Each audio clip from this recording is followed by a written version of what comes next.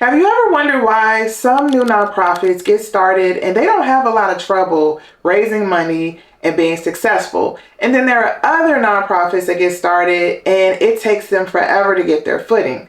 Well, I'm going to tell you why in this video, specifically related to their ability to make money, because it takes money to be able to run successfully year after year. I'm Tiffany with Boss on a Budget. I teach people to start their nonprofits and raise money from the ground up. I have been doing this for nearly 10 years. I see why some people succeed and other people struggle. So if that's you, I want you to keep watching because I'm going to share 3 major areas you can pay attention to so that you can be one of those successful nonprofits. And I'm not going to talk about everything that you're doing wrong because that's just going to overwhelm you. What I'm going to talk about are 3 areas that I see are always missed opportunities, especially right now in 2025, that you need to invest time into.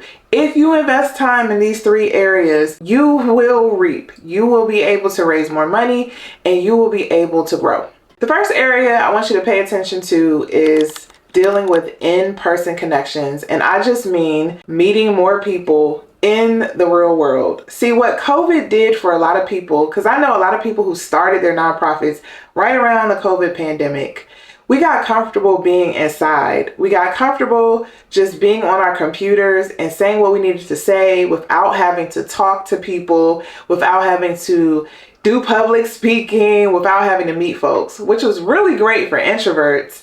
But just because it makes you feel comfortable, just because it makes you feel safe, doesn't mean it's the right strategy to help your nonprofit grow. It's really important for you to be able to meet new people on a regular basis so you can have the opportunity to share about your mission. Because if people don't know about your mission, they cannot give to you. It's very basic. The more people who know about what you do, the more potential donors and supporters you have. And it feels like, well, social media, I can reach people all over the world. And with social media, I don't have to put a lot of energy to meet a lot of people. But with social media, you do actually have to put in a lot of effort for people to pay attention to you because people get so many messages every day. So you have to be extraordinary at capturing people's attention and at capturing people's hearts.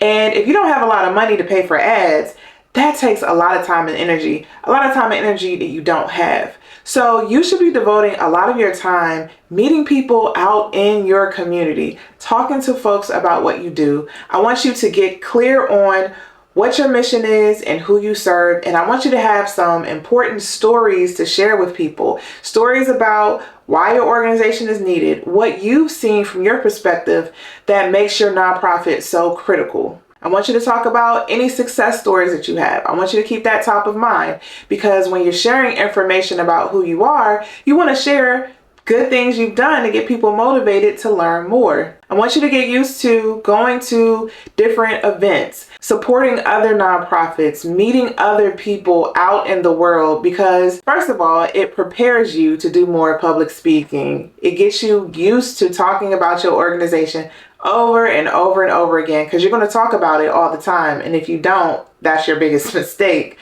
But it gets you used to talking about it, but it also helps you see what people respond to in real time. It helps you to learn more about the people you're trying to reach. And if you know more about the people you're trying to reach, you know how to talk to them. You know how to market to them. You know how to say the things that they're looking to hear. So my first piece of advice is to get out into the real world. Don't shrink yourself. Don't be afraid to meet new people, to create those opportunities where you can find new connections, build your professional network, build your social network so that you can share more about your organization. The second area I want you to pay attention to is storytelling, particularly through email. I feel like this is a huge missed opportunity, especially for new and small nonprofits. And I just mean that I want you to email the people who've expressed interest in your organization. So just foundationally, we need to be on the same page about the fact that you should have an email list. You should have a contact list with people's names and emails so that you can stay in contact with them and inform them about what's going on with your organization. Can I just say something really quickly though? I want you to understand that people have to agree to get emails from you. You can't just take somebody's email and add them to a newsletter. That is one of the most frustrating things, at least for me, when I'm added to an email list and I was not asked to to be added to an email list. So that's just number one. But you should be collecting contact information of people you meet, or people who have expressed interest in your organization, or people who have donated to your organization, so that you can continue a conversation with them. That conversation can continue through email, but you should be using email to share your stories. I want to explain to you why this is so important and why I'm focusing specifically on email. When you are emailing somebody, it's a direct connection to them. When you are posting something on Facebook and Instagram, then there's no real guarantee that your followers are actually going to see that message unless you post it on their page. And who's going to do that if you have hundreds of followers? Now, you could message people, and that's great too, but that takes a lot of effort. So when you're doing mass emails, you can have a direct connection with people, and there's a bigger chance that they're seeing what you're trying to say. Now, there are some things that go into this, right? You have to have a subject line that they want to read. You have to get them to open it and read the email. But there's a much better success rate of people actually seeing what you send through email than what you're posting on social media. And through email, you can start sharing your journey. This is what a lot of people get wrong. They think when I say email newsletters that I want them to create this polished document where you have different articles and you got to have, I'm thinking about the old school newsletters, right? Like you got to have a recipe over here and a little quote, and it's got to be, designed and all this kind of stuff.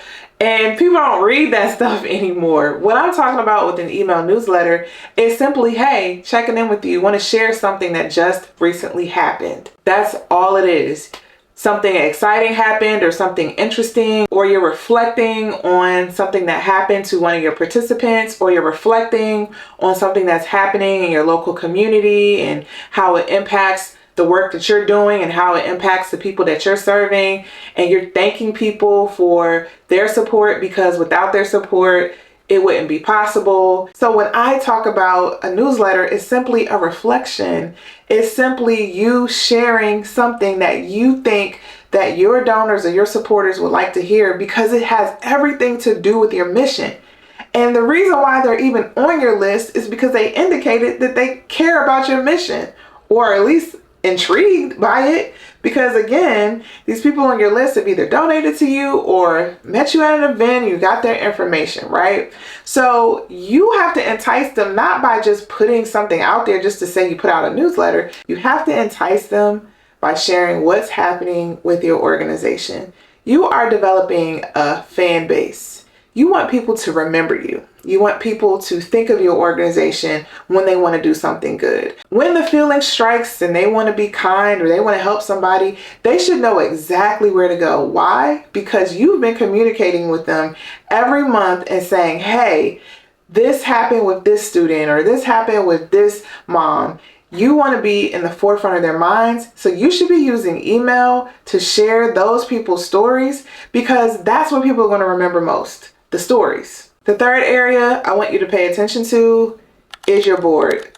And many of you are about to cut off the video because you're like, oh no, Tiffany, I'm not doing this. I'm so sick of my board. Or it's so hard to find board members. Yeah, it's nice for you to say that, Tiffany, but you don't understand how hard it is to find committed board members. I've been watching y'all and helping and supporting you for 10 years.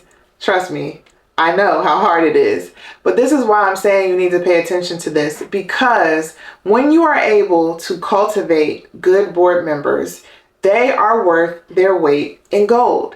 When you have people who are fired up about your mission, who are willing to come to meetings, get their hands dirty, ask people for money, share their networks, share the information with their friends and their family, it will help you grow exponentially. I know many founders can attest to this. When it's just you, when you're the only person doing everything, it's so easy to burn out. So I'm going to say a few things that you probably don't want to hear, but it has to be said. If you are having a hard time getting people to support your organization through a board, you have to work on that. If you don't want to be burnt out in the future, 12 months from now, you don't want to be pissed off because it's just you doing this, then you have to spend a lot of your time investing in your board.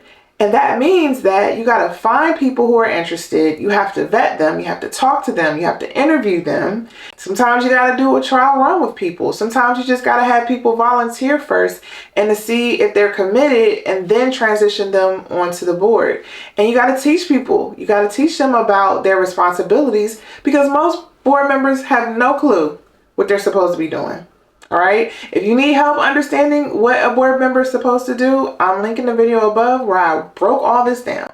I also have a masterclass that a lot of people use as training. So if you want that board's masterclass, you want to purchase it for your board, comment board masterclass, and I'll send you the link. But the reality is you got to invest time into your board. Meaning you have to have lunch with them, sit down and talk with them. You got to know what's going on in their family life, in their professional life. You have to encourage the board members to talk to each other and build with each other and do projects with each other. You have to have hard conversations when the board members are not showing up the way they committed to. You have to have agreements in place so that people understand what they're getting themselves into and they're signing off those agreements. Also, you can refer back to it if people are not holding up their end of the bargain. And you also have to push them to help fundraise. And it's not just show up at an event and help clean up. That's great. But also they have to help you strategize. They have to help you figure out what fundraisers to do. They have to sign up to do some of that prep work. They have to help you with messaging. They have to help you develop the campaigns. They have to help you figure out how many people you're going to ask and what's your goal for this campaign and how many campaigns you're going to do throughout the year. That is their core responsibility. It's not the founder's responsibility to do all of that. So if you don't have people who understand that, then you have to slow down and invest in those people, teach those people so they can come along with you. And the reason why some of you don't want to hear this is because this will slow you down. This will keep you from going. Because you're like, well, if I have to spend all my time investing in the people who are working for the organization, then that's less time I can spend actually working in the organization, actually serving people. And when you first hear it, it sounds backwards. But what I'm trying to get you to understand is that if you don't invest in your infrastructure, then it's hard for you to be around for a long time. So you can have a nonprofit and you can get by year to year, but you may not be thriving. You may not be consistently growing. And in most circumstances, the reason why that's the case is because there's not a strong board in place. So it doesn't feel good to hear this, but you really have to take time to invest in your board, and you may have to slow down and streamline some things until you can get more committed people behind you.